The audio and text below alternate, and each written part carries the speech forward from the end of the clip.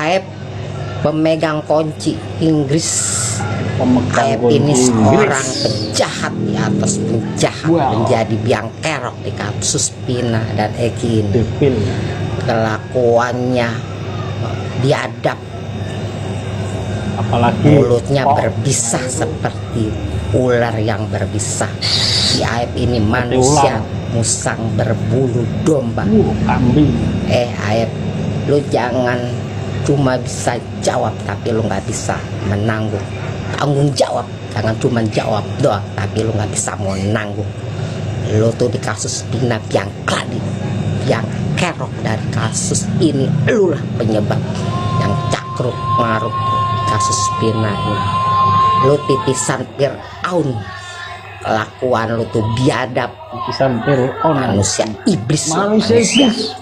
titisan Fir'aun, kelakuan lu kayak setan lu. Kelakuannya setan. Rasain lu, karma akan mendekat pada, karma akan menutupi mata lu yang buta dan hati lu yang buta. Lu lebih-lebih dari seorang penjahat biadab. Mulut lu tuh berpisah seperti ular yang berbisa. Foto aja Pak. Kesaksian Jadi lu batu. membabi buta. Kelakuan lu tuh biadab. Lu manusia musang berbulu domba lu aja. Rasain lu sekarang. Makan akibat lu. Apa yang lu tanam akan lu panen sekarang. Manusia iblis. Biang kerok dari semuanya ini adalah Aep yang memberikan pernyataan palsu, pernyataan bohong, merugikan banyak pihak termasuk klien saya Peggy Setiawan. Oleh sebab itu saya pastikan bahwa saya akan mempolisikan Aep. Kemungkinan besar hari Senin saya akan buat laporan polisi Pasal apa Bang? di Mabes Polri. Kenapa pasal apa? Pasal 242 KUHP, pasal Undang-Undang ITE pasal 45 ayat 3, pasal 28 ayat 3. Ini kami junto pasal 45 ayat 3, junto pasal 28 ayat 3 tentang berita palsu, terus keterangan palsu. Bicara keterangan palsu, pada akhirnya Aep melaporkan Deddy Mulyadi karena dia merasa benar Bang. Nah Abang melihatnya gimana? Itu sebetulnya saya nggak bisa masuk ke ranah itu. Oke. Ya, Jangan karena Deddy percaya Mulyadi Aep. sendiri punya lawyer sendiri. Ya, tapi Abang Tetapi sebagai praktisi hukum, saya melihat bahwa Deddy Mulyadi ini kan punya podcast. Dia hanya menggali keterangan dari orang-orang gitu. Jadi sebetulnya salah sasaran kalau lapor Deddy Mulyadi. Yang harus dilaporkan yang memberikan keterangan. Iya kan? Kan seperti itu. Bang, apalagi tadi Saka Tatal pas saat disumpah bilang 7 terpidana tersebut bukanlah pelakunya. Dia yakin, dia bersumpah juga. Dan juga tadi seperti Abang bilang, saya yakin dan akan mempolisikan mobil dan akan ini Abang sendiri gimana nih Bang? Dari ucapannya saja sudah lantang, sudah berani Saka Tatal tadi satu bapak. Itu dia maksudnya, walaupun saya sudah bilang bahwa walaupun sumpah putusan tidak diatur dalam KUHP, tapi hakim wajib untuk mempertimbangkan ini.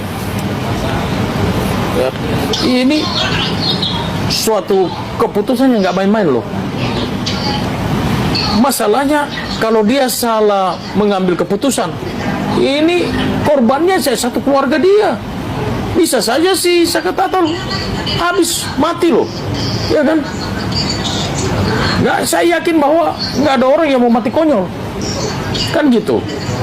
Tapi kalau dia berani untuk mengambil keputusan seperti ini, saya kira ini menjadi suatu pertimbangan buat hakim.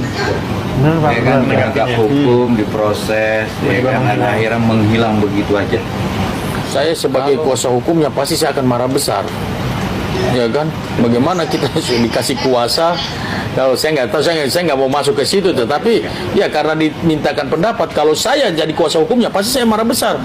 Kita dikasih kuasa, ternyata kita sendiri sebagai pemegang kuasa kita mau hubungi untuk meminta informasi atau menggali informasi dari dia, malah hilang, lost contact. Oh, kalau saya langsung mengundurkan diri sebagai lawyernya karena dibikin malu satu Indonesia loh.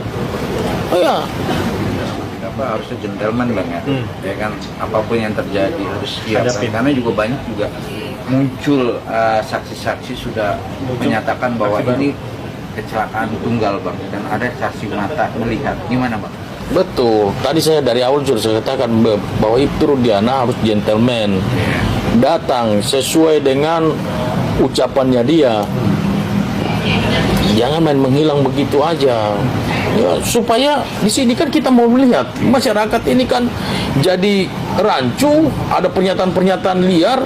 Di sini masyarakat sedang menanti-nanti kebenaran ini bisa diungkap secara terang benderang. Nah, dengan pernyataan Sumpah Pocong ini, di sini kita bisa buktikan, ya kan? Akhirnya masyarakat menilai. Masyarakat Indonesia sudah pintar, sudah cerdas. Dia udah bisa menilai siapa yang benar dan siapa yang salah. Kan seperti itu. Sampai akhirnya Sumpah Pocong kemarin kesurupan ini benar-benar diangkat banget bang. Padahal poinnya kan pelakunya ini bang yang buat jadi pertanyaan. Jadi sampai adanya Sumpah Pocong segala, harusnya kan ini nggak mesti terjadi Sumpah Pocong ini.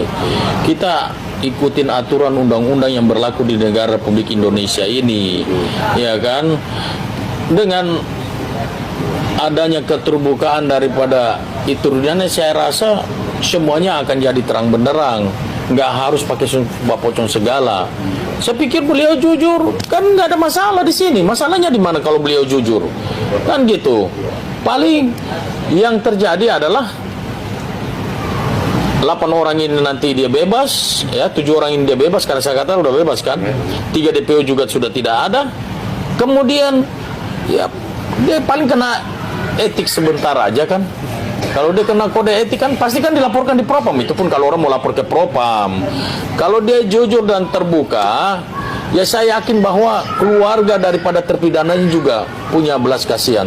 Seperti kami dengan polisi, begitu Peggy Setiawan sudah bebas, kami sudah tidak mau memperpanjang dengan polisi. Kami dengan polisi sudah CNC, clear and clear. Wah, dan sekarang Peggy Setiawan sudah tidak ada punya hubungan hukum apapun antara Vina dan Eki, kematian Vina dan Eki ini. Dan kami tidak menuntut polisi juga. Ganti rugi juga kami tidak tuntut.